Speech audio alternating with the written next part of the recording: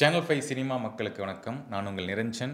Cinema கதைப்போம். நம்ம ஒரு 4-5 வாரமா இந்த வீடியோ பண்ணிக்கிட்டு இருக்கோம். சினிமால என்னென்ன விஷயங்கள் நடக்குதோ அது ஒரு பாட்காஸ்ட் மாதிரி நம்ம போட்டுக்கிட்டு இருக்கோம். இன்னைக்கு ஒரு முக்கியமான விஷயம் பத்தி நம்ம பேச போறோம். ஒரு பொலிட்டிக்கல் இஷ்யூ தான் நம்ம பேச போறோம். சினிமா சேனல்ல ஏன் பொலிட்டிக்கல்? சமீபத்தில் ஒரு வீடியோ போட்டோம், ரீல்ஸ் போட்டோம். ஏன் சினிமா சேனல்ல பொலிட்டிக்கல் போடுறீங்க அப்படின்னு கேட்டாங்கன்னா, சினிமால அரசியல் பேசிக்கிட்டு இருக்காங்க.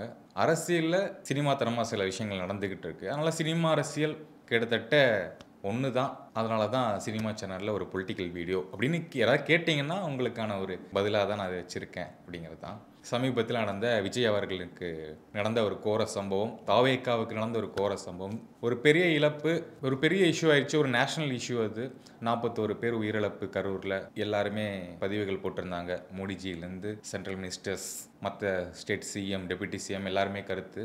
அரசும் விரைந்து என்னென்ன விஷயங்கள் பண்ணணுமோ எல்லாம் பண்ணியிருக்காங்க. இதெல்லாம் தாண்டி விஜய் அவர்கள் ஒரு 3 நாள் அலக்கவனம், புஷி அவர்கள், அவர்கள் எல்லாமே வெளியே போயிட்டாங்க. இப்போதான் நேற்று அவருடைய வீடியோ வந்துச்சு. விஜய் சாருடைய வீடியோ போட்டிருந்தாரு. ஒரு 4 நிமிஷம் வீடியோ. இந்த மாதிரி சிஎம் சார், உங்களுக்கு பழி வாங்கணும்னா என்ன வேணா பண்ணிக்கோங்க, அவங்கள விட்டுருங்க அப்படின்னாரு.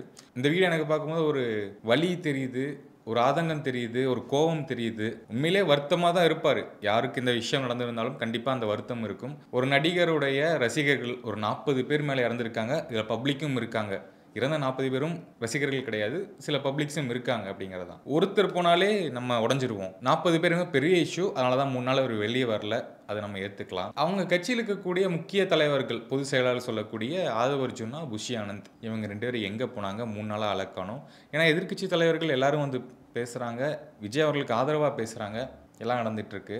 பிஜேபியை சேர்ந்து அண்ணாமலை சார் அங்கே இருக்காரு. களத்தில் என்ன நடக்குது அப்படிங்கிறத லைவாக டிரான்ஸ்லேட் பண்ணிட்டு இருக்காரு. தமிழில் கேட்டு இங்கிலீஷில் ஒரு எம்பிக்கு டிரான்ஸ்லேட் பண்ணுறாங்க. அவங்களுடைய ரியாக்ஷன் பார்க்குறாங்க. இதெல்லாம் ஒரு தாவேக்கா தொண்டர் அவர் இது பண்ணியிருக்கணும், தாவேக்கா நிர்வாகிகள் பண்ணியிருக்கணும் அப்படிங்கிறது தான் என்னுடைய ஒரு ஆதங்கமாக இருக்குது அப்படிங்கிறது தான்.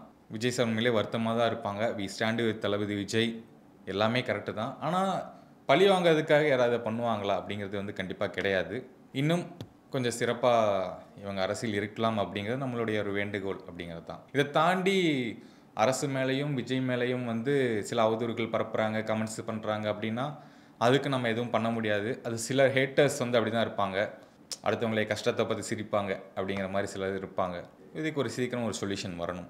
சினிமா கதைப்போம் அப்படின்னாலே சினிமா தான் பேசணும். இதுலேருந்து இது எங்கே லிங்க் ஆகுது அப்படின்னா, ஒரு சினிமா ரசிகனாக தொடர்ந்து ஃபாலோ பண்ணிக்கிட்டு இருக்க ஒரு சினிமா ஆடியன்ஸாக எனக்கு பார்க்கும்போது இந்த வாரம் 2 படங்கள். இன்னைக்கு இட்லி கடை படம் ரிலீஸ், நாளைக்கு காந்தாரா படம் ரிலீஸ். இதுதான் போன வாரம் வரைக்கும் ஒரு நிலவில் இருந்துச்சு.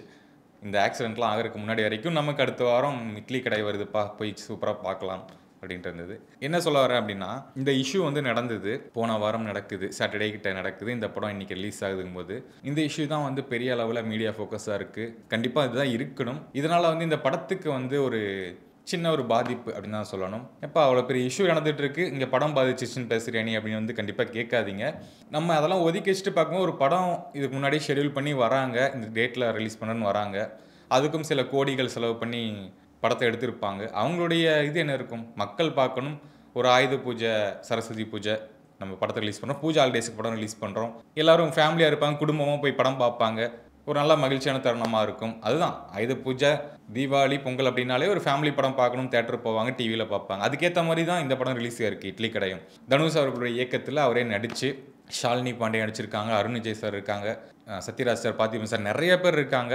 இது ஒரு ஸ்பெஷல் என்னென்னா, தனுஷ் தான் இயக்கியிருக்காரு, நடிச்சிருக்காரு. இட்லி கடை அவருடைய ஒரு 4வது இயக்கம். இந்த வருஷமே 2வது படம் ரிலீஸ் பண்ணுறாரு, டைரக்ட் பண்ணி. நீக்கு வந்துச்சு, இப்போ இந்த படம் வருது. அப்படிங்கும்போது ஒரு எதிர்பார்ப்பு இருக்குது இந்த படத்துக்கு. இட்லி கடை இது ஒரு சாஃப்டான ஃபிலிம் தான், நீங்கள் பாருங்கள், உங்களுக்கு பிடிக்கும் அப்படின்னு இருந்தார். எனக்கும் பார்க்கும்போது குடும்பத்தோடு போய் பார்க்குற படமாக இந்த படம் ஃபீல் ஆச்சு. படம் பார்த்தா கண்டிப்பாக நமக்கு பிடிக்கும். ஓகே, ஒரு ரொம்ப இதாக இருக்குது, மினிமம் கேரண்டியாக அந்த படம் இருக்கும்ப்பா அப்படின்னு எனக்கு பார்க்கும்போது ஃபீல் ஆச்சு. அப்படிப்பட்ட ஒரு படம் இந்த விஷயங்கள்னால ஒரு பாதிப்பு ஏற்பட்டு, என்ன பாதிப்புனா, ஓப்பனாக சொல்லணும் அப்படின்னா, டிக்கெட் சேல் ஆகலைங்க. இன்றைக்கி மார்னிங்லேருந்து ஈவினிங் ஷோ வரைக்குமே எங்கேயுமே டிக்கெட் சேல் ஆகலை. எல்லாம் க்ரீனில் தான் இருக்குது. இந்த புக் மை ஷோ, டிக்கெட் நியூலாம் போனீங்கன்னா எல்லாம் க்ரீனில் இருக்குது. ஆயிருக்கு, கண்டிப்பாக இருக்குது. ஆனால் இதுக்கு முந்தைய தனுஷ் படம் அளவுக்கு பெரிய இது இல்லை, சேல் இல்லை அப்படிங்கிறது தான். ஏன் இதுக்கு முன்னாடி என்ன எல்லாமே ஹவுஸ்ஃபுல்லாக போகுமா அப்படின்னு கேட்டிங்கன்னா கிடையாது. ஒரு 90% ஃபுல்லாகும். அதுவுமே இங்கே ரொம்ப குறைவாக இருக்குது. இந்த பூஜா ஹாலிடேஸ்லையுமே இது குறைவாக இருக்குது அப்படிங்கிறது தான். நைட் ஷோ மட்டும் கொஞ்சம் ஃபுல்லாக இருக்குது. நாளைக்கு காந்தாரா படம் ரிலீஸ், ஒரு மிகப்பெரிய எதிர்பார்ப்பு. பேன் இந்தியா படம், ரிஷப் செட்டியை இயக்கி நடிச்சிருக்காரு. ரெண்டுத்துக்கும் பேரல் கனெக்ஷன் தான். தனுஷ் இயக்கி நடிக்கிறாரு, ரிஷப் செட்டி இயக்கி நடிக்கிறாரு. 2 படமும் ஒரு பேன் இந்தியா படம், இது நம்ம ஒரு படம். காந்தாராவுக்கும் இங்கே பெரிய சேல் இல்லை, டிக்கெட் பெருசாக சேல் ஆகலை.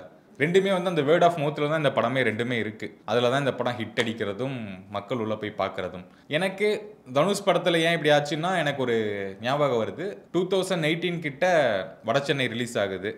இதே டைம் தான், கிட்டத்தட்ட செப்டம்பர் அக்டோபரில் ரிலீஸ் ஆகுது. கூட வந்து பயங்கர காம்படிஷனான நிறைய படங்கள் சூப்பராக ஓடிட்டு இருக்கு. அதுக்கு முன்னே பின்ன வந்துகிட்டு இருக்கு. ராட்சசன், 96, பரியேறும் பெருமாள், இந்த 3 படம் தேட்டரில் வந்து ஓஹோன்னு ஓடிட்டுருக்கு. வட சென்னையும் அதில் வருது, தேட்டர் இஷ்யூஸ்லாம் ஆகுது. கரெக்டாக மழை பீக்கில் வருது மழை. அந்த படத்துக்கான ஓப்பனிங் பாதிக்குது. படம் ரிலீஸை ஒரு வாரத்தில் ஃபுல்லாக மழை பெஞ்சு அந்த இதே கொஞ்சம் இதாகிடுச்சு, கொலாப்ஸ் ஆயிடுச்சு. படம் எப்படி இருக்குது எதுன்னே வந்து சரியாகவே ரிசீவ் ஆகலை மக்களுக்கு. படம் கொஞ்சம் நல்லா இல்லைப்பா அப்படிங்கிற மாதிரி தான் ரிசீவ் ஆச்சு. ஓப்பன் ஸ்டேட்மெண்ட்டே அதுதான், வட சென்னை கொஞ்சம் ஓரளவுக்கு இருக்குது அப்படின்னு தான் இதாச்சு. அதுக்கப்புறம் தான் நம்ம இப்போ கல்ட் ஃபிலிம் ஓடிடிலாம் பட்டு சூப்பர் படம் எல்லாம் சொல்லிட்டு இருக்கோம். அதே தான் இட்லி கடைக்கும் வந்து திரும்ப நடக்குது. இந்த ஓப்பனிங் டே வசூல் அப்படிங்கிறது ரொம்ப முக்கியம். அந்த வேர்ட் ஆஃப் மவுத்தும் ரொம்ப முக்கியம். இங்கே கொஞ்சம் பாதிச்சிருக்கு இந்த இட்லி கடைக்கும் காந்தாராவுக்கும். விஜய் சாரோட இஷ்யூ தான் இது வரைக்குமே போயிட்டுருக்கு. இது வந்து சீக்கிரம் முடியணும் அப்படிங்கிறது தான் ஒரு பெரிய பேரிழப்பு, யாருனாலையும் ஈடு செய்ய முடியாதது. இதில் வந்து நம்ம விஜய் சாரையும் டிஎன் கவர்மெண்ட்டையும் வந்து நம்ம குறை சொல்லி எதுவும் ஆக போகிறது. ஒரு ஆக்சிடென்ட் ஆகிருக்கு. நம்மளும் விஜய் சாருக்கு ஒரு ஆதரவாக நிற்கணும். அடுத்தடுத்து அவருடைய அரசியல் பயணம் வந்து தொடரணும். அடுத்த வருஷம் ஜனவரி 9 ஜனநாயகன், ஜனவரி 14 பராக் சித்தி ரிலீஸ் ஆக போகுது. சூர்யோட கருப்பு படம் எங்கப்பா அப்படின்னீங்கன்னா அது இனி பெண்டிங்லேயே இருக்குது. நல்லா சமைத்து தரப்படும்னு ஆர்ஜே பாலாஜி சொன்னார். எங்கே அப்படின்னு தெரில. தீபாவளிக்கு வரும்னு எதிர்பார்த்தோம், தீபாவளிக்கு இல்லை. பொங்கலுக்கு வரும்னு எதிர்பார்த்தோம், பொங்கலுக்கு இல்லை. ஏப்ரல் 14 அப்படின்னு சொல்கிறாங்க. அது எவ்வளோ உண்மைன்னு தெரில. ஒரு புது ப்ரொடக்ஷன் ஹவுஸ் வேறு இவர் ஆரம்பிச்சிருக்காராம், லகரம்னு சொல்லிட்டு. எனக்கு தெரிஞ்ச அது ஒரு ரூமராக இருக்கும் அப்படின்னு தான் என்னுடைய கணிப்பு. ஏன்னா 2D என்டர்டைன்மெண்ட் அப்படின்னு ஒன்று வச்சுருக்காரு. அவர் ஃபேமிலியிலே வந்து இன்னொருத்தர் ஸ்டுடியோ கிரீன் ஞானவேல் ராஜா சார் வச்சுருக்காரு. இன்னொருத்தங்க ட்ரீம் வாரியர்னு வச்சுருக்காங்க. இன்னொருத்தங்க பொட்டன்ஷியல் ஸ்டுடியோஸ்னு ஒன்று வச்சுருக்காங்க. கார்த்தி சார் மட்டும்தான் இனி ப்ரொடக்ஷன் ஹவுஸே இல்லை. சூர்யா சாருக்கு தெரிஞ்ச சர்க்கிளே ஒரு 4 ப்ரொடக்ஷன் ஹவுஸ் இருக்குது. எதுவுமே இல்லை அப்படின்னாலும் 2Dயில் நான் படம் எடுத்துகிட்டு போகிறேன், கண்டிப்பாக எடுத்துகிட்டு போவாங்க. இந்த லகரம்னு புதுசாக ஆரம்பிக்க வேண்டிய அவசியம் இல்லை. மேபி வேறு யாராச்சும் ஒரு ப்ரொடக்ஷன் ஹவுஸாக இருக்கும். அது வந்து சூர்யா சார் பேரில் தெரியாமல் ரூமர்ஸாக இருக்கலாம். இந்த விஜய் சார் விஷயம்லாம் முடியணும். இந்த இட்லி கடை, காந்தாரா படங்கள் நல்லா போகணும். படங்களை பார்த்து எப்படி இருக்குது அப்படின்னு சொல்லுங்கள். இந்த கருப்பு அப்டேட் என்னன்னு தெரிஞ்சாலும் கீழே கமெண்ட் பாக்ஸில் வந்து கமெண்ட் பண்ணுங்கள். சினிமா கதைப்போம் எல்லா வீடியோவும் ஓரளவுக்கு சூப்பராக போயிட்டுருக்கு. தொடர்ந்து ஆதரவு கொடுங்க. நானும் தொடர்ந்து வீடியோ போட்ட முயற்சி பண்ணிகிட்டே இருக்கேன். Thank you for the support. Thank you. நன்றி.